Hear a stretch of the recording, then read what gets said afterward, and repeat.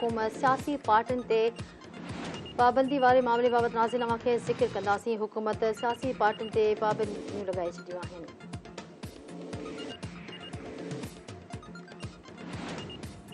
ये नहीं पता कि किसी सियासी पार्टी पर पाबंदी लगने जा रही है नहीं, लेकिन पाकिस्तान पीपल्स पार्टी का मौक़िफ़ है कि किसी भी सियासी जमात पर पाबंदी नहीं होनी चाहिए।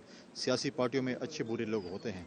माजी में भी एक सियासी पार्टी के सरबराह को पाबंदी लगी थी, लेकिन सरबराह पे लगी थी। अशख़ास हो सकते हैं जो कि गलत या ठीक हो सकते हैं, लेकिन सियासी पार्टी का ये नहीं होता। सियासी पार्टी पॉलिटिकल, उसमें सियासी पाबंदी नहीं है, लेकिन सियासी पार्टी में अगर कोई गलत लोग हैं और ख़ासकर जिन्होंने 9 मई के वाक़यात में जिन्होंने मुल्क दुश्मनी की है, उन पर पाबंदी हो सकती है। उसका हम बिल्कुल कायल हैं। देखें, मुजरिम की बात ठीक है, लेकिन साथ साथ मफरूरों से भी मुलाकात की।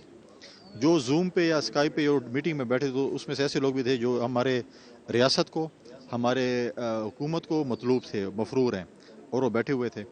और ये तो देखना चाहिए इंटीरियर मिनिस्ट्री को, उनके साइबर क्राइम विंग को, कि इसके ऊपर एक्शन लें कि वो लोग कहाँ बैठे हुए थे, किधर से जूम मीटिंग अटेंड कर रहे थे। और IMF की तारीख में भी लिखा जाएगा कि हम पाकिस्तान गए थे और हमने मफरूरों से और हुकूमत को जो है मतलूब मुल्ज़िमान से जो है हमने मीटिंग की। देखें, इलेक्शन जो है अपना असम्बली का टाइम 13 अगस्त को पूरा हो रहा है और इंशाअल्लाह इलेक्शन होने जा रहे हैं। हम बिल्कुल तैयारी में हैं और इंशाअल्लाह अक्टूबर में इस मुल्क में इलेक्शन होंगे।